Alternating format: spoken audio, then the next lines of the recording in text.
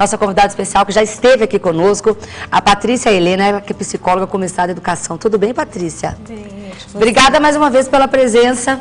Tivemos aqui num outro programa também, falando sempre de assuntos interessantes, e hoje não é diferente. Hoje nós vamos falar um pouquinho aí sobre os pais, sobre a relação dos pais com os filhos, filhos esses que não convivem com os pais, que passam por, de repente, ver situações aí, o pai se separou da mãe, de repente já está morando com outro parceiro, ou até mesmo em relações dos pais se separarem, de repente está numa relação homossexual, que não seja aquela relação que está entre pai e mãe.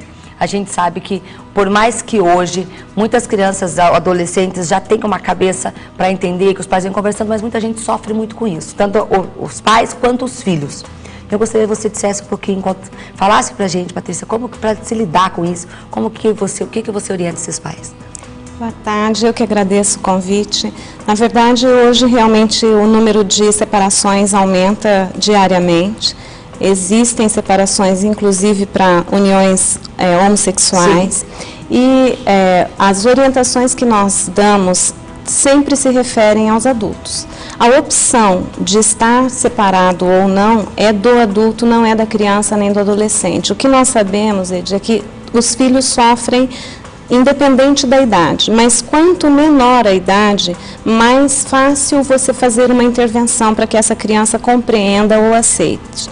O que essas pessoas todas, de forma geral, estão lidando é com a perda.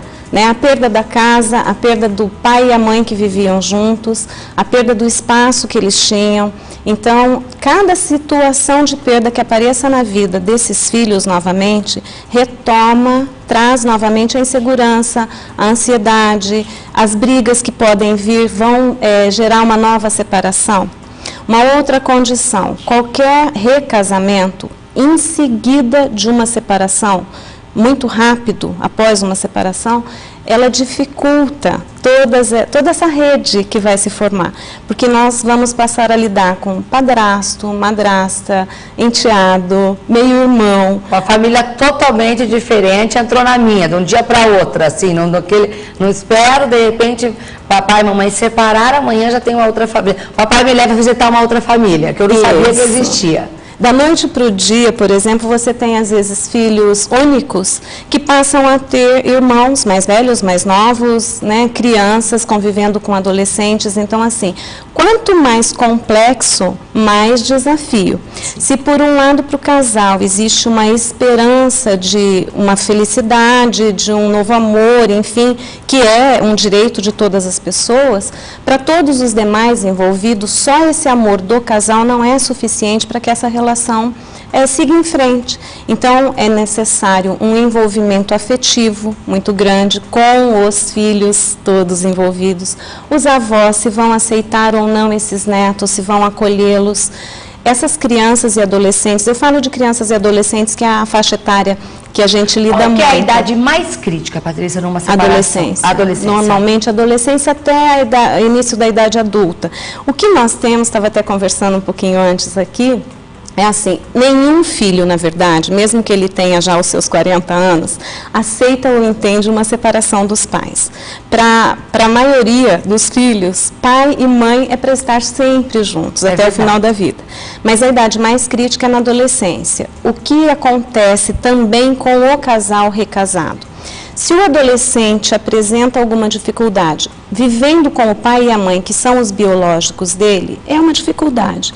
Mas aquela mesma dificuldade no recasamento pode ser entendida pela esposa ou pelo marido novo como um atrevimento em função daquela união. E, na verdade, nem sempre é. Então, esse sentido de pertencer, a quem eu pertenço, de que família eu sou, de que lugar eu faço parte, quais os acordos que os adultos vão fazer, para que esses filhos se sintam acolhidos e se sintam pertencentes, é que vai fazer a diferença na nova união, na nova relação e no trânsito entre todas essas novas pessoas que vão configurar várias novas famílias. Geralmente, qual o período assim que é natural para esses novos casais a entenderem que, puxa, eu tenho que ter um pouco mais de paciência? Qual o período, em média, mínimo, para que as coisas comecem a se encaixarem novamente, entrarem nos eixos? Na verdade, nós não temos, varia muito, né? Nós não temos assim uma receita, mas em média você precisa de um início aí de 6 a 8 meses de convivência para que as coisas comecem a se acomodar. E cada um entender quem pertence a quem, o que é novo. Onde é o meu lugar. Onde é o meu lugar. Uma situação assim, você vai dormir na casa do pai, mas naquele dia você dorme no sofá.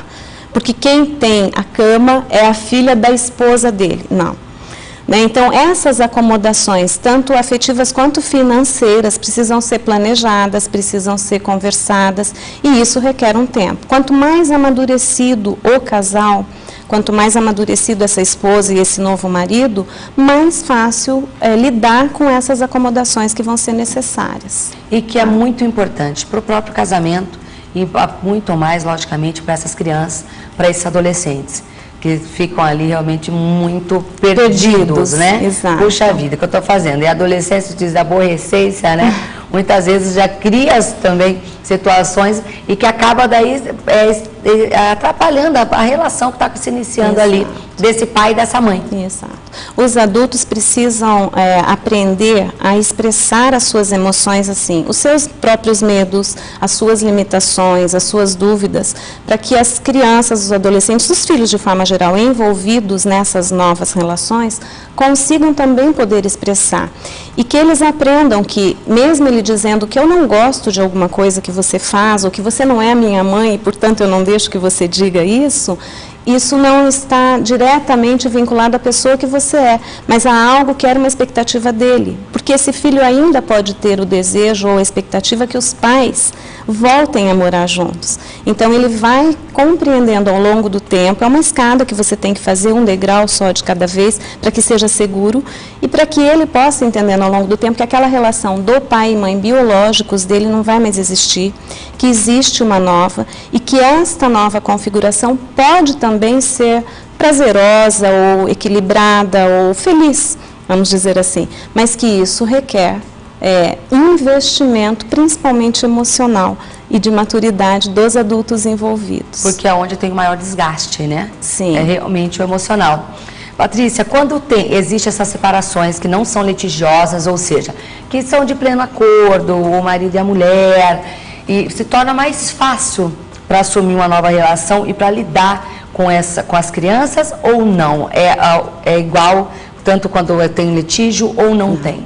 Sem dúvida nenhuma.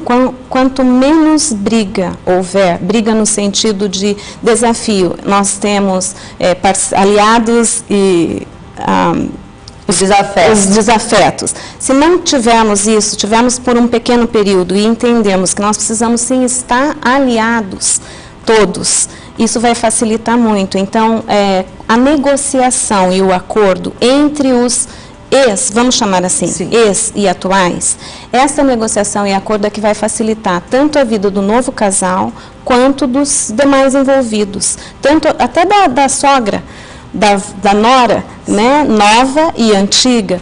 Então, isso facilita muito. Quando o casal compreende que se ele se relaciona, quem vai dormir onde, quando eu pego a criança, quem fica responsável no final de semana, se houver uma alteração de final de semana, eu posso fazer essa alteração ou não, quantos nós vamos ter para jantar, quanto nós vamos ter no café da manhã, por que o café da manhã nessa casa é diferente daquela, por que aqui eu sou obrigada a comer alguma coisa e lá eu posso tomar só um copo de leite. Então, esses adultos que não brigam em litígio, né, mesmo depois da questão do direito, vamos dizer assim, esses vão facilitar muito, tanto a relação deles com o novo parceiro, quanto a relação dos filhos. Tá? Ou seja, quando não existe briga, realmente tudo fica muito melhor.